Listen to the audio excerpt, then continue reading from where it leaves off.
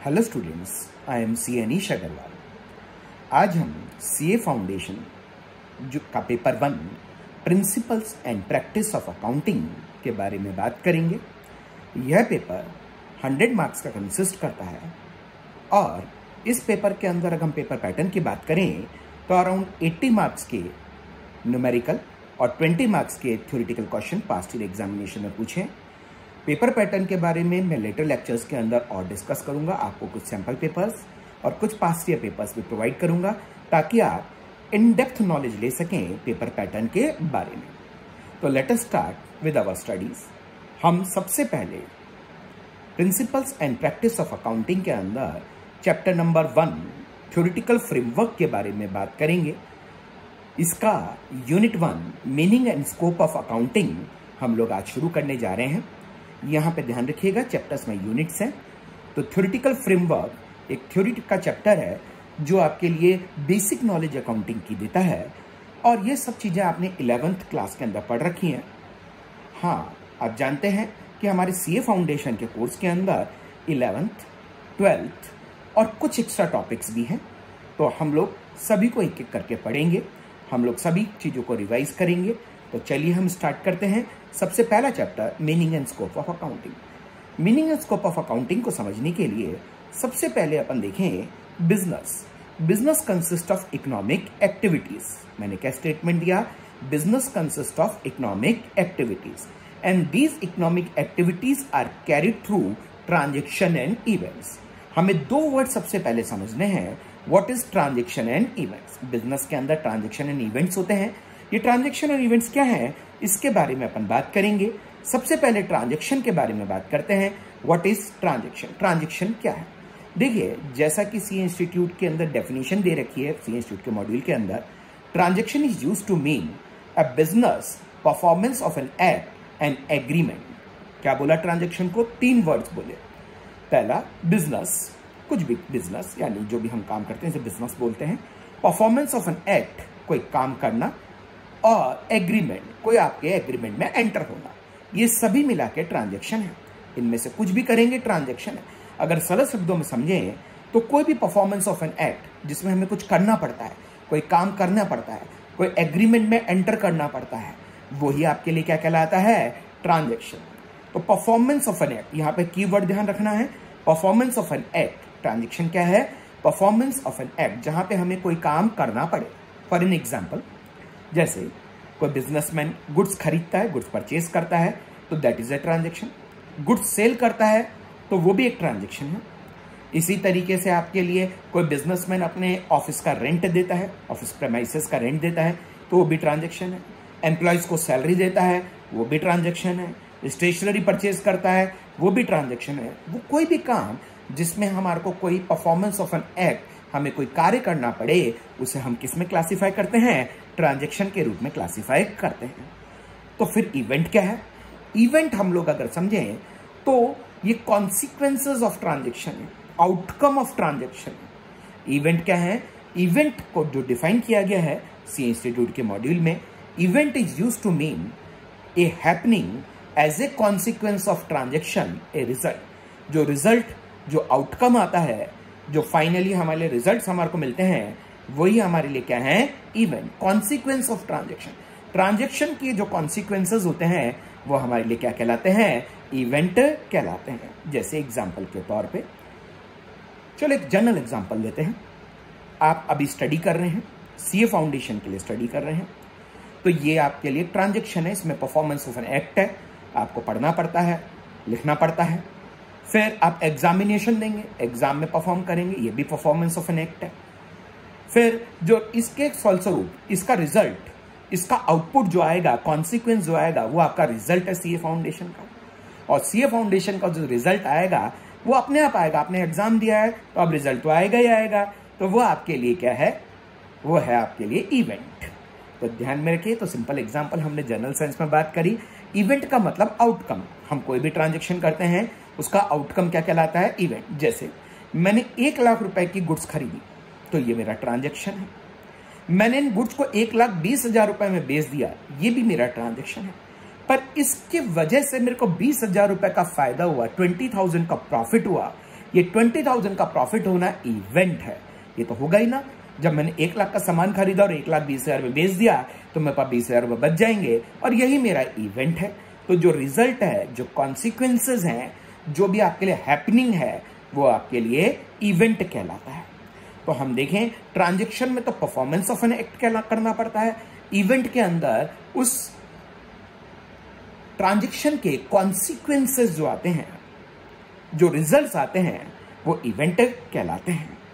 तो चलिए हम एक एग्जांपल से समझते हैं कि ट्रांजैक्शन और इवेंट क्या होता है।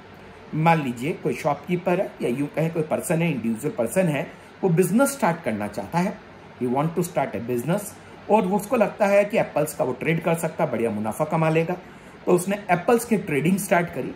इसके लिए उसने सबसे पहले बिजनेस में कैपिटल इन्वेस्ट करी, 2 लाख रुपीज की। कैपिटल कितने की इन्वेस्ट करी? 2 लाख रुपीज की कैपिटल उसने बिजनेस के अंदर इन्वेस्ट करी। अब फिर उसने क्या किया? उसने परचेज किया एप्पल 1,50,000 रुपीज के। भाई एप्पल का बिजनेस करना है तो एप्पल खरीदने पड़ेंगे पहले, तो फार्मर से एप्पल खरीदे उसने, जहां से एप्पल आपके लिए आ रहा है वहां से एप्पल खरीद के लाया। 1,50,000 के एप्पल उसने कुल मिला के खरीदे, 1,50,000 रुपीज के एप्पल खरीदे। फिर उसने नेक्स्ट क्या किया कि रेंट पे किया। भाई जो शॉप उसने ली थी जिसमें एप्पल बेच रहा है वो किराए की है, और उसका रेंट पे किया 30,000 रुपीज रेंट दिया उस जगह का। फिर रेंट पे करने के बाद उसने एप्पल उसके बिके, उसके कुल मिला के एप्पल जो बिके 1,80,000 रुपए में सारे एप्पल बिके। सारे तो नहीं बिके, पर 1 लाख रुपए के एप्पल उसने खरीदे 1,50,000 के थे, उसमें से 1 लाख रुपए के एप्पल 1,80,000 रुपए में बिक गए। अगर इसको यूं समझें कि अभी ग्रॉस प्रॉफिट देखें तो 1,80,000 रुपए में अपन ने एप्पल बेच दिए। कितने रुपए के एप्पल? 1 लाख रुपए के, तो 80,000 का ग्रॉस प्रॉफिट है। और हमारे पास स्टॉक ऑफ एप्पल कितना बच गया? Stock of Apple remaining in hand 50,000 rupees का, क्योंकि हमने कुल एप्पल कितने के खरीदे थे? 1,50,000 के। जैसे आप देख भी रहे हैं, हमने कुल एप्पल कितने के खरीदे थे? 1,50,000 के। उसमें से कितने के बेच दिए? 1 लाख के बेच दिए। कितने रुपए में बेच दिए? 1,80,000 रुपीज में बेचे। तो हम लोग देखें, हमारे पास स्टॉक इन हैंड एप्पल्स का कितना बच गया? 50,000 का बच गया। फाइनली हमारा प्रॉफिट कितना हुआ हम ये जानना चाहते हैं, नेट प्रॉफिट। तो देखिए, हमने सेल हुई हमारी 1,80,000 रुपीज की, जैसा कि हमें मालूम है। कॉस्ट ऑफ गुड सोल्ड, कितने का सामान बेचा? 1 लाख का। तो हमारा ग्रॉस प्रॉफिट कितने का हुआ? 80,000 का। इसमें से हमारे जो भी एक्सपेंसेस हुए वो माइनस कर दें। यहाँ पे एक्सपेंसेस के नाम पे केवल एक ही एक्सपेंसेस है, शॉप का रेंट, वो माइनस कर दिया 30,000। तो नेट प्रॉफिट हमारे को कितना मिल गया? 50,000। तो फाइनली हमारा नेट प्रॉफिट 50,000 का आ गया। अब इन सभी ट्रांजैक्शन और इवेंट्स के अंदर जो एक्टिविटीज हमने बिजनेस के अंदर करी, हम जानना चाहते हैं इनमें से ट्रांजैक्शन कौन से हैं और इवेंट कौन से हैं। तो देखिए, पहला इन्वेस्टमेंट ₹2 लाख, यानी कैपिटल इन्वेस्ट करी 2 लाख रुपीज की, ये ट्रांजैक्शन है, ये परफॉर्मेंस ऑफ एक्ट है। इसके लिए आपको पैसा लाना पड़ेगा बिजनेस के अंदर। परचेज किया एप्पल का ₹1,50,000, तो ये भी परफॉर्मेंस ऑफ एन एक्ट है, ये भी आपके लिए क्या कहलाएगा? ट्रांजैक्शन कहलाएगा। रेंट पे किया शॉप का 50,000 का, again this is also performance of an act, तो ये भी आपके लिए क्या कहलाएगा? ट्रांजैक्शन कहलाएगा। Sold Apple costing ₹1 lakh for ₹1,80,000, 1 lakh के एप्पल 1,80,000 में बेच दिए, तो ये भी ट्रांजैक्शन है। इसमें भी आपको परफॉर्मेंस ऑफ एन एक्ट कुछ काम करना पड़ रहा है। अब स्टॉक बच गया, ये तो अपने आप बचेगा। कितने का बच गया स्टॉक एप्पल का? 50,000 का। तो ये जो स्टॉक हमारे एप्पल का बच गया, ये स्टॉक हमारे लिए जो अपने आप बचा है, क्योंकि इसके बचाने के लिए कुछ करना नहीं है। हमने 1.5 लाख का एप्पल खरीदा था, 1,50,000 का, 1 लाख का बेच दिया, तो 50,000 का बच गया स्टॉक। तो स्टॉक रिमेनिंग इन हैंड, ये हमारा इवेंट है।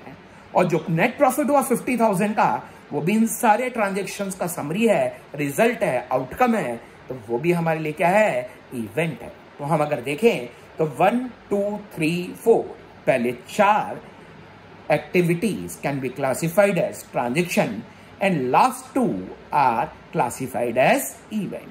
वो event है क्योंकि वो उसका outcome। मेरे को लगता है कि आप इस चीज को समझ गए होंगे, नहीं तो आप ये डाउट क्लास में अपने डाउट्स को क्लैरिफाई कर सकते हैं। चलिए हम आगे बढ़ते हैं।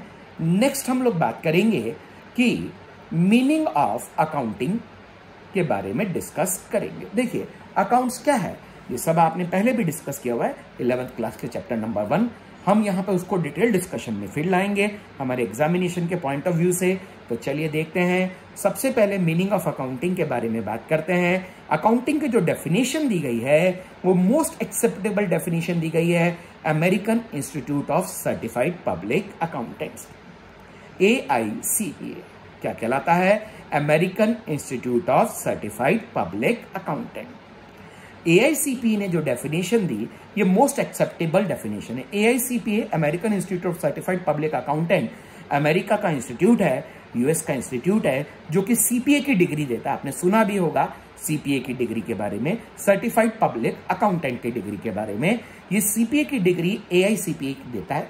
जैसे इंडिया के अंदर CA की डिग्री होती है, इक्वलेंट CPA की डिग्री है। इंडिया में CA कहलाता है, वहां पे CPA कहलाता है। सेम नाम है, ऑलमोस्ट फंक्शन सेम है, थोड़ा बहुत डिफरेंस रहता है पर ऑलमोस्ट आपके लिए फंक्शन सेम है। तो इंडिया के अंदर CA चार्टेड अकाउंटेंट कहलाता है। ऑब्वियसली आप जानते हैं चार्टेड अकाउंटेंट क्या है, क्योंकि आप उसी के लिए तैयारी कर रहे हैं। तो इंडिया के अंदर तो CA कहलाता है और अमेरिका के अंदर वही CPA कहलाता है, सर्टिफाइड पब्लिक अकाउंटेंट कहलाता है। इंडिया के अंदर CA की डिग्री कौन देता है? ICAI, तैयारी कर रहे हैं आप लोग, institute of chartered accountant of India. और अमेरिका के अंदर CPA की डिग्री कौन देता है? AICPA, American institute of certified public accountant. AICPA ने डेफिनेशन 1960 में दी थी। इस डेफिनेशन के according accounting is an art. देखिए अकाउंटिंग इज एन आर्ट, पहली लाइन में क्या लिखा हुआ है? Accounting is an art. Art क्या होता है? What is an art? Art is something which is acquired by practice. Art क्या है? जैसे सिंगिंग एक आर्ट है, या वायलिन बजाना, गिटार प्ले करना, सिंथेसाइजर प्ले करना, डांस करना, ये सब क्या है? आर्ट है। और art can be perfected only by practice. Art को आप परफेक्ट कैसे कर सकते हो? प्रैक्टिस से कर सकते हो। याद रखिए, जैसे अपन बोलते हैं सिंगिंग, कोई आदमी सिंगिंग सीखना चाहता है, कोई पर्सन सिंगिंग सीखना चाहता है तो हम कहते हैं उसे रियाज करना चाहिए। कोई आदमी गिटार बजाना सीखना चाहता है तो हम कहते हैं उसे प्रैक्टिस करनी चाहिए डेली। तो इसी तरह अकाउंटिंग भी आर्ट है। अगर आप अकाउंटिंग को परफेक्ट करना चाहते हैं तो आपको उसकी प्रैक्टिस करनी पड़ेगी।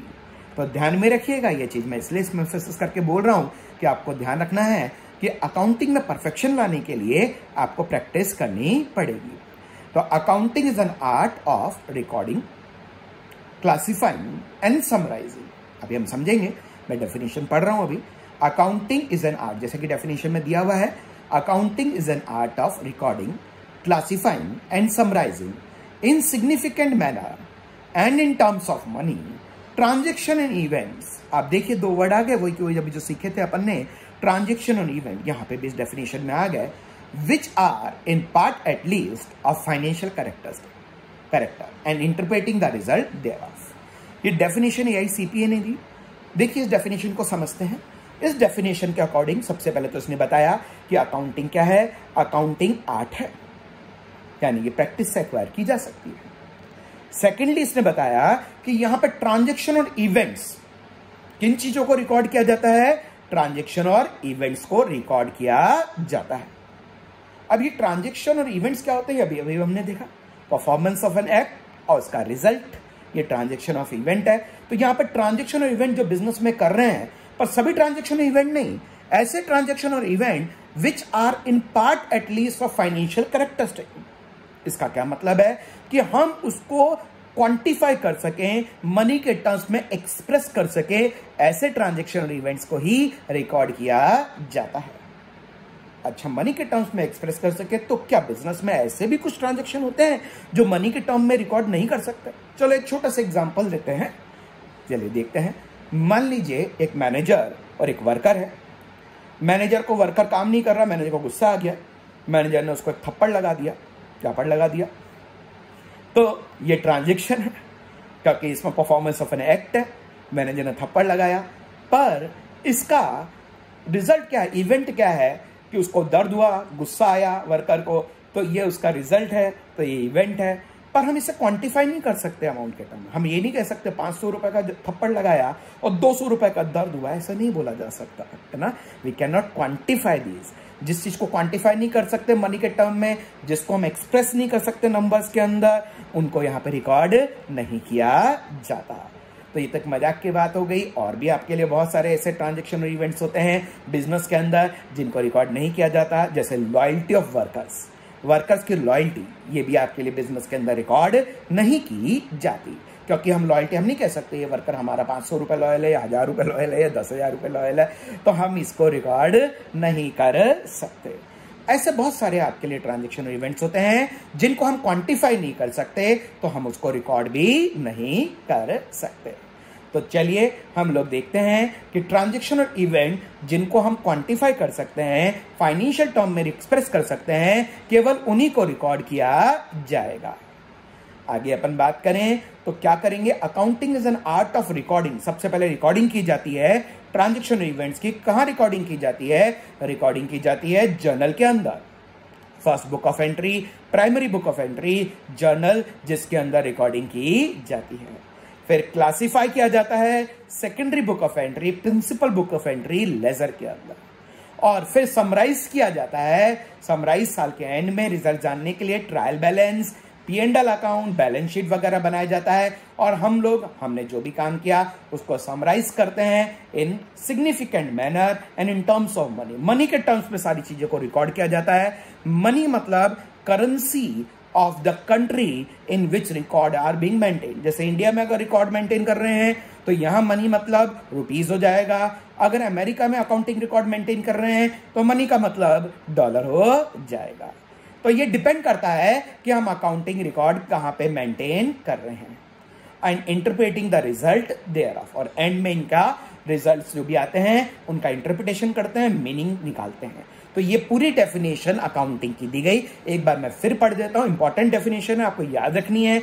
एग्जामिनेशन में मीनिंग ऑफ अकाउंटिंग, एक डेफिनेशन ऑफ अकाउंटिंग आती है तो आपको लिखना है, accounting is an art of recording, classifying and summarising in significant manner and in terms of money, transaction and events which are in part at least of financial character and interpreting the result thereof. This definition was given by American Institute of Certified Public Accountant.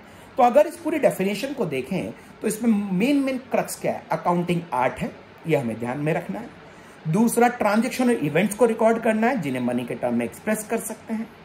फिर हमारे को recording करनी है, classify करना है, summarise करना है, और एंड में हमारे रिजल्ट्स को इंटरप्रिटेट करना है, उनका मीनिंग निकालना है, कंक्लूजन्स निकालने हैं। ये पूरा आपके लिए अकाउंटिंग की डेफिनेशन। पर इस डेफिनेशन के अंदर एक छोटी सी कमी रह गई। वो कमी क्या है इसके बारे में भी डिस्कस करते हैं। उससे पहले मैं बता दूं, इस डेफिनेशन क्योंकि 1960s में दी थी तो शुरुआत में अकाउंटिंग को आर्ट के रूप में रिकॉग्नाइज किया गया, बाद में अकाउंटिंग को art as well as science both के रूप में रिकॉग्नाइज किया गया है। तो हम बोलते हैं accounting is an art as well as science. हम इसके बारे में लेटर ऑन डिस्कस करेंगे। हम लोग बात कर रहे हैं कि इस डेफिनेशन में एक छोटी सी कमी रह गई। क्या कमी रहेगी? हमारे जो फंक्शन बताए गए इसके अंदर, recording, classifying, summarising and interpreting, पर एक फंक्शन इसमें बताना भूल गया। तो बाद में एक सप्लीमेंट्री डेफिनेशन कह सकते हैं, एक एडिशनल डेफिनेशन कह सकते हैं, जिसने उस फंक्शन को आगे बताया हमारे को, और वो डेफिनेशन दी गई अमेरिकन अकाउंटिंग एसोसिएशन के द्वारा। That definition was given by American accounting association. अब क्या फंक्शन रह गया था पहले तो मैं वो बताता हूं, फिर उस डेफिनेशन के बारे में बात करते हैं। Communication to the users. इसके अंदर एक चीज रह गई कि जब हम इंटरप्रिटेशन कर लिया, हमने निकाल लिया मीनिंग कि हमारे फाइनेंशियल रिजल्ट्स के कंक्लूजन्स निकाल लिए, तो हम फिर उसको यूजर, क्योंकि देखो हम तो अकाउंटेंट के रूप में फंक्शन कर रहे हैं, हम लोग एज ए चार्टेड अकाउंटेंट काम कर रहे हैं, तो हमने तो कंक्लूजन्स ड्रॉ कर लिए, पर ये कंक्लूजन यूजर्स को कम्युनिकेट भी तो करना पड़ेगा। तो communication is also an important part जो कि इस डेफिनेशन के अंदर रह गई थी। तो अमेरिकन अकाउंटिंग एसोसिएशन ने डेफिनेशन दी, और इस डेफिनेशन के अंदर फिर से उन्होंने बताया कि अकाउंटिंग क्या होती है। तो चलिए इस डेफिनेशन को देखते हैं। इस डेफिनेशन को हम सप्लीमेंट्री डेफिनेशन बोल सकते हैं, या हम कह सकते हैं कि इस डेफिनेशन ने जो एक फंक्शन रह गया था अकाउंटिंग का उसको कंप्लीट किया। अब इस डेफिनेशन ने हमारे अकाउंटिंग के फंक्शंस को 3 पार्ट में डिवाइड कर दिया। सबसे पहले आइडेंटिफाई, ये कहता है कि हमें ट्रांजैक्शन और इवेंट्स को आइडेंटिफाई करना चाहिए, हमें इकोनॉमिक एक्टिविटीज को आइडेंटिफाई करना चाहिए जिन्हें मनी के टर्म में एक्सप्रेस कर सकते हैं। फिर उन्हें मेजर करेंगे, मेजरिंग, मेजर का मतलब होता है नापना, नापने का मतलब हम यहां पे उन्हें रिकॉर्ड करेंगे, क्लासिफाई करेंगे, समराइज करेंगे और इंटरप्रिटेशन करेंगे। ये सारे फंक्शन मेजरिंग के अंदर उसने इंक्लूड कर दिए। और लास्ट में कम्युनिकेटिंग, हमें फिर यूजर्स ऑफ अकाउंटिंग को, ताकि वो इन्फॉर्म डिसीजन ले सकें, हमें हमारे जो भी रिजल्ट्स हैं, जो भी हमारे कंक्लूजन्स हैं, उन्हें कम्युनिकेट करना चाहिए। तो इसमें 3 चीजें ध्यान में रखनी है। अमेरिकन अकाउंटिंग एसोसिएशन के डेफिनेशन में 3 चीजों का हमें खास ख्याल रखना है। वो 3 चीजें क्या हैं कि आइडेंटिफाई करना है हमारे को ट्रांजैक्शन और इवेंट्स, इकोनॉमिक एक्टिविटीज को, फिर उनको मेजर करना है, मेजर में आपके recording, classifying, summarizing, analysis, interpretation आ जाएगा, और अंत में कम्युनिकेट करना है यूजर्स को, ताकि वो उसके बेसिस पे डिसीजन ले सके। तो देखिए मैं इस डेफिनेशन को पढ़ के बताता हूं। The process of identifying, measuring and communicating, देखो तीनों आ गए function. The process of identifying, measuring and communicating economic information to permit inform judgement and decision by the users of account. This definition was given by American Accounting Association. तो users of accounts को decision लेने के लिए, judgement लेने के लिए उनको communicate भी किया जाएगा अकाउंटिंग इंफॉर्मेशन। तो फाइनली अगर हम कंक्लूजन ड्रॉ करें इन दोनों डेफिनेशन से, तो इन दोनों डेफिनेशन का कंक्लूजन क्या आता है हमारे सामने? ये कंक्लूजन है, हम दोनों को सम अप कर देते हैं, दोनों को मिला देते हैं। तो दोनों को मिला के अगर बात करते हैं तो Thus, accounting may be defined as the process of recording, classifying, summarizing, analyzing, and interpreting the financial transaction and communicating the result thereof to the person interested in such information. यह हमारे लिए सारे फंक्शंस को हमने इसमें लिख दिया। सबसे पहले क्या करेंगे, हम ट्रांजैक्शंस को रिकॉर्ड करेंगे, क्लासिफाई करेंगे, समराइज करेंगे, एनालिसिस और इंटरप्रिटेट करेंगे, और रिजल्ट्स को कम्युनिकेट करेंगे हमारे जो इंटरेस्टेड पार्टीज हैं, यूजर्स हैं, उनको। तो देखिए जब भी एग्जामिनेशन के अंदर आपके लिए मीनिंग ऑफ अकाउंटिंग या डेफिनेशन ऑफ अकाउंटिंग का थ्योरी का क्वेश्चन आता है, तो आपको पहली दोनों डेफिनेशन और कंक्लूजन, ये तीनों चीजें लिखनी चाहिए। अगर आप सारी चीजें लिखते हैं तो you will get good marks, you will get full out of full. तो देखेंगे हम लोग मीनिंग ऑफ अकाउंटिंग में सबसे पहले अमेरिकन अकाउंटिंग एसोसिएशन, सबसे पहले AICPA की American institute of certified public accountant की डेफिनेशन, फिर अमेरिकन अकाउंटिंग एसोसिएशन की डेफिनेशन, और अंत में हमें कंक्लूजन शो करना है। तो ये हमने डिस्कस किया meaning of accounting. Next topic हम बात करेंगे प्रोसीजर ऑफ अकाउंटिंग। ये डेफिनेशंस और हमने जो भी पढ़ा उसके बेसिस पे हम अकाउंटिंग के प्रोसेस को 2 पार्ट में डिवाइड कर सकते हैं।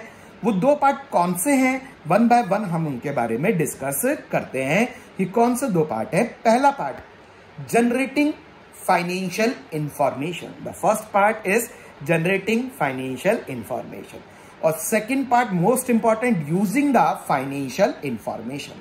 तो ये 2 पार्ट हमें ध्यान में रखने हैं। एक में फाइनेंशियल इंफॉर्मेशन जनरेट करना, दूसरे पार्ट में उस फाइनेंशियल इंफॉर्मेशन को यूज करना। यूजिंग ऑफ फाइनेंशियल इंफॉर्मेशन वाले पार्ट में हम सीए फाउंडेशन में केवल यूजर्स ऑफ अकाउंटिंग इंफॉर्मेशन और उनको किस लिए जरूरत होती है अकाउंटिंग इंफॉर्मेशन ये पढ़ेंगे, उसको किस तरीके से आपके लिए यूज किया जाता है, हम लोग उन टेक्निक्स के बारे में सीए इंटर और सीए फाइनल के अंदर आगे डिटेल में स्टडी करेंगे। तो चलिए हम आगे डिस्कस करते हैं। हम लोग बात करते हैं पहला procedure of accounting, generating financial information. ये 11th क्लास में आपने पूरा पढ़ा है कि जनरेटिंग फाइनेंशियल इंफॉर्मेशन में क्या क्या स्टेप होता है। हम यहां पे भी सीए फाउंडेशन के अंदर भी जो एक अगला चैप्टर हम बात करेंगे अकाउंटिंग प्रोसेस के अंदर, उसमें इसका डिटेल डिस्कशन करेंगे। यहां पे तो सिर्फ हमारा ओवरव्यू है कि अकाउंटिंग इंफॉर्मेशन को किस तरह जनरेट किया जाता है, उसके क्या स्टेप्स हैं, हम सिर्फ वो यहां पर देख रहे हैं। तो चलिए देखते हैं जनरेटिंग अकाउंटिंग इंफॉर्मेशन। सबसे पहला रिकॉर्डिंग। हम सबसे पहले फाइनेंशियल ट्रांजैक्शंस को आइडेंटिफाई करके रिकॉर्ड करेंगे, जो कि first book of entry, primary book of entry, पहली एंट्री बुक जो कि हमारे लिए क्या कहलाती है, जर्नल, उसके अंदर हम रिकॉर्डिंग करेंगे। फिर सेकंड क्लासिफाई करेंगे, secondary book of entry, principal book of entry, जिसको हम क्या कहते हैं, लेजर भी कहते हैं, उसके अंदर हम इसे क्लासिफाई करेंगे। क्लासिफिकेशन के बाद फिर नेक्स्ट हम समराइज करेंगे। जबकि रिकॉर्डिंग जो की जाता है क्रोनोलॉजिकल ऑर्डर में किया जाता है, ट्रांजेक्शन और इवेंट्स को डेट वाइज किया जाता है, टाइम के अकॉर्डिंग किया जाता है। क्लासिफाई करते हैं हम लोग लेजर के अंदर according to the nature of transaction. हम अकाउंट बना के उन्हें क्लासिफाई करते हैं, पोस्टिंग करते हैं। हमारे जर्नल एंट्रीज जो रिकॉर्डिंग करते हैं हम जर्नल के अंदर, उनकी पोस्टिंग करते हैं लेजर के अंदर, और फिर समराइज करते हैं ईयर एंड के अंदर। और समराइज में हम क्या प्रिपेयर करते हैं, trial balance, P&L account, balance sheet, और कंपनी के केस में कैश फ्लो स्टेटमेंट। हाँ, पार्टनरशिप के केस में और प्रोप्राइटरशिप के केस में कैश फ्लो स्टेटमेंट बनाना कंपलसरी नहीं होता है, पर कंपनी के केस के अंदर cash flow statement is a part of financial statement, जो कि कंपनीज एक्ट के अंदर डिफाइन किया गया है। तो इसीलिए हमारे को कैश फ्लो स्टेटमेंट भी बनाना पड़ता है। चलिए नेक्स्ट बात करेंगे एनालाइजिंग। उसके बाद एनालाइज किया जाता है हमारे जो भी फाइनेंशियल स्टेटमेंट बने हैं, उनका मैथोडोलॉजिकल क्लासिफिकेशन किया जाता है, यानी उनको अरेंज किया जाता है एक प्रॉपर ऑर्डर में, टेबुलर फॉर्म के अंदर। ये आपके लिए एनालिसिस कहलाता है, ताकि हम इंटरप्रिटेशन कर सकें, यानी कि मीनिंग ड्रॉ कर सकें, कंक्लूजन ड्रॉ कर सकें, रिजल्ट्स ड्रॉ कर सकें। हमारे जो भी डेटा हमारे पास है, फाइनेंशियल रिजल्ट जो हैं, हमने उनको टेबुलर फॉर्म में एक पर्टिकुलर फॉर्मेट में अरेंज कर दिया। अब हम उसके बेसिस के ऊपर मीनिंग ड्रॉ करते हैं, रिलेशनशिप एस्टेब्लिश करते हैं। देखिए, हमारा जो इंटरप्रिटेशन और एनालिसिस होता है, दो तरीके से किया जा सकता है एनालिसिस इंटरप्रिटेशन, एक वर्टिकल एनालिसिस, एक हॉरिजॉन्टल एनालिसिस। जब हम हमारे ही पास्ट ईयर के रिजल्ट से कंपेयर करते हैं तब तो वो वर्टिकल एनालिसिस कहलाता है। जब हम दूसरे फर्म्स के उसी साल के रिजल्ट से कंपेयर करते हैं, दूसरे बिजनेसेस के उसी साल के रिजल्ट से कंपेयर करते हैं, तो वो हॉरिजॉन्टल एनालिसिस कहलाता है। तो हम वर्टिकल और हॉरिजॉन्टल एनालिसिस कर लेंगे इंटरप्रिटेशन के अंदर, ताकि हम फाइनल हमारे जो कंक्लूजन्स हैं उनको कम्युनिकेट कर सकें यूजर्स ऑफ अकाउंटिंग को। जो यूजर्स हैं उनको हम डेटा दे सकें, हमारे एंड यूजर्स को हम लोग हमारे कंक्लूजन्स बता सके, ताकि वो डिसीजन ले सके। तो ये हमारे कुछ स्टेप्स हैं अकाउंटिंग के। हमने क्या क्या स्टेप देखे इसके अंदर। सबसे पहले रिकॉर्डिंग, फिर क्लासिफाइंग, फिर समराइजिंग, फिर एनालाइजिंग, इंटरप्रिटेशन, फिर लास्ट में कम्युनिकेटिंग। ये पूरा प्रोसेस हमारे लिए अकाउंटिंग साइकिल के रूप में कहलाता है। तो चलिए अकाउंटिंग साइकिल में क्या होता है एक बार इसको भी डिस्कस कर लेते हैं। तो अकाउंटिंग साइकिल के अंदर सबसे पहला स्टेप, अकाउंटिंग साइकिल के अंदर पहला स्टेप है रिकॉर्डिंग। सबसे पहले अपन क्या करते हैं, रिकॉर्डिंग। रिकॉर्डिंग के बाद क्या करते हैं, रिकॉर्डिंग आप जानते हैं जर्नल में करते हैं, क्रोनोलॉजिकल ऑर्डर में करते हैं। फिर क्लासिफिकेशन किया जाता है, लेजर के अंदर किया जाता है। और क्लासिफिकेशन जो लेजर के अंदर किया जाता है according to nature of transactions के अकॉर्डिंग क्लासिफाई किया जाता है। यानी कि जैसे मान लीजिए गुड्स परचेज है तो एक साइड में परचेज अकाउंट में आ जाता है, सेल ऑफ गुड्स अलग अकाउंट में आ जाता है। कोई आपने फर्नीचर परचेज किया वो अलग अकाउंट में, सैलरी पेड अलग अकाउंट में, नेचर के अकॉर्डिंग उनसे अलग अलग अकाउंट में क्लासिफाई कर लिया जाता है। ये दोनों स्टेप साल भर चलते हैं। साल के एंड में समराइजिंग में अभी हमने बात करी, trial balance, P&L account, balance sheet, cash flow statement company के केस में बनाया जाएगा। फिर समराइजिंग के बाद एनालिसिस किया जाएगा, उसका मैथोडोलॉजिकल प्रेजेंटेशन किया जाएगा टेबुलर फॉर्म में, दो डेटास को आपस में या एनालिसिस के अंदर। और अंत में इंटरप्रिटेशन, मीनिंग्स, कंक्लूजन्स ड्रॉ किए जाएंगे, रिलेशनशिप स्टैब्लिश किए जाएंगे। और लास्टली ये सब करने के बाद जो भी हमारे कंक्लूजन्स हैं वो आपके लिए कम्युनिकेट किए जाएंगे एंड यूजर्स को, यूजर्स ऑफ अकाउंटिंग को। और ये साइकिल फिर से अगले साल वापस शुरू हो जाएगी, इसीलिए इसको हम अकाउंटिंग साइकिल भी कहते हैं। तो चलिए ये हमारे लिए आज का सेशन यहीं फिनिश करते हैं। नेक्स्ट सेशन में हम आगे डिस्कस करेंगे। ये हमारा चैप्टर कंप्लीट नहीं हुआ है, अभी हमने फर्स्ट टॉपिक के बारे में ही डिस्कशन किया है। ये चैप्टर 3 से 4 लेक्चर में कंप्लीट होगा, तो हम आगे के लेक्चर्स में इसके बारे में नेक्स्ट डिस्कस करेंगे। तो आज हम इसी को खत्म करते हैं। इसमें जो भी डाउट्स हो वो हम डाउट क्लास के अंदर डिस्कस करेंगे। Thank you.